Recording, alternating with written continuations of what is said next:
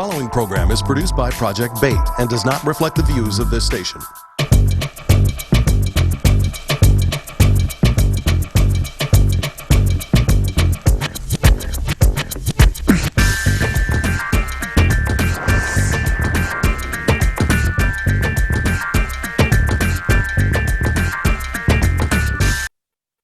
This is another Project Bait news analysis, the Rambeau report for my people. I've been beating a dead horse that recently. I've given 2 analyses already, and if you missed them, I'm going to do a write-up of this and put it on the Bait website. I'm also going to place it on a very good website. It has a lot of my writing on it. timbook2.com. TIMBOOK2TU.com. It's on the internet. They print essays, and they've been kind enough to print several of mine. In this analysis, the combined analysis of the 3 or 4 that I'm doing about this can be placed or can be reached or accessed there. More than that, if you want to, we can make you a DVD if you want to do your own follow-up analysis.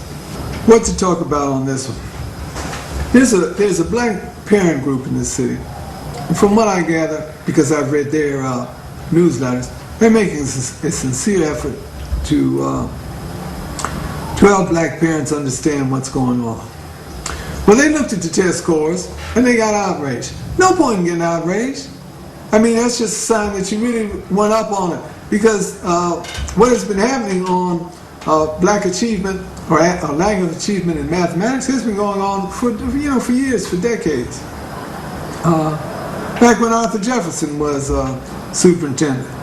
You know, back in those days, I guess it was the 70s, and it depended then on the MEP test scores, okay? And how they bamboozle the people is, they'd focus on the MEP test scores and say, well, we're down here, but, you know, we're making progress. They give it again and had a little slight increase, then they give it again, slight increase. 4th time, they'd give it, and the students would slide back, you know, like the Greek myth of Sisyphus. The rock would come down the hill. Well, they'd wring their hands and say, well, we got a setback, but we're going back and fight again. And they start to creep up again. And you know, for decades, we've been looking at the MEP test scores and saying, those are the test scores that we should use to gauge the achievement or lack of achievement in the schools. Well, recently they gave the NAEP test scores, thanks to ex-superintendent Connie Calloway.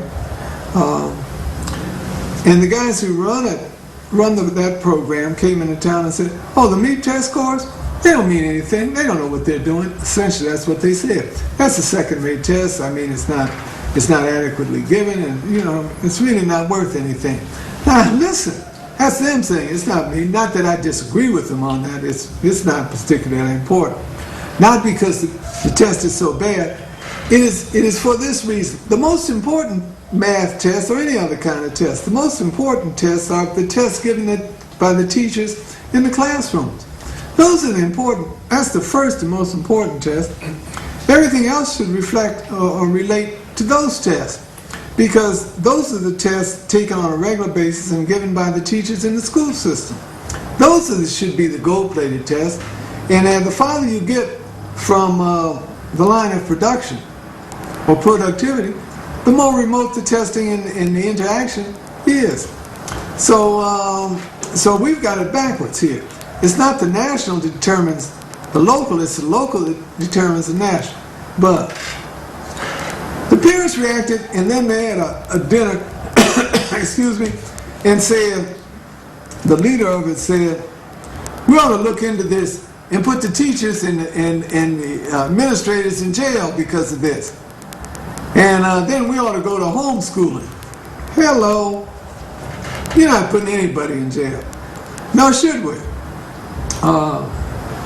Listen, clearly, we may have as many as 1,000 murderers walking the streets of Detroit, okay? Based on how many homicides there have been and how many folk have gone to jail. So, I mean, should we really be looking at putting school teachers who don't do a particularly effective job in jail? There's no room for them. Besides, If we did that, it could cost $30,000 a year. And who's going to pay for that? Especially when the state wants to put people out. But you don't tell the people who are at the point of production that you're going to put them in jail in order to motivate them. You just don't do that. I mean, if there's anything to turn a teacher off, is to say, if you don't teach my kid, you're going to jail. The other things the sister said is, we're going to start a homeschool movement. Hey, you're not starting any homeschool movement, so why even talk about it? How can you start a homeschool movement when over 50% of the adults in the city of Detroit are functionally illiterate? And if that is the case, the likelihood is that maybe 75 or 80% are functionally innumerate. So they can't read and write and can't do math. So how are those folk going to teach in homeschool? More than that, homeschooling requires an inordinate amount of discipline, family unity, and organization and support services. Is that existing in the black community? No. So why talk about stuff that cannot be done? And why insult teachers by telling me you want to put them in jail? No, we have to work and face the fact that math is discipline. Math requires discipline. It is a tough subject. And if we're going to deal with it honestly with our young people, we have to tell them that. Like Ahmed Cabral said, tell the truth to the people. Tell no lies, claim no easy victories. This has been another Project BAIT news analysis, the Rambeau Report for my people. If you want more information about Project BAIT, access our website at projectbait.blackgold.net. Hi, I'm here from All Home Improvement to solve your repair needs. For an estimate, call area code 313-896-3603. Again, area code 313-896-3603. Read the latest edition of Urban Journeys, We Ride the Bus, on projectbait.blackgold.net. That's Urban Journeys on projectbait.blackgold.net.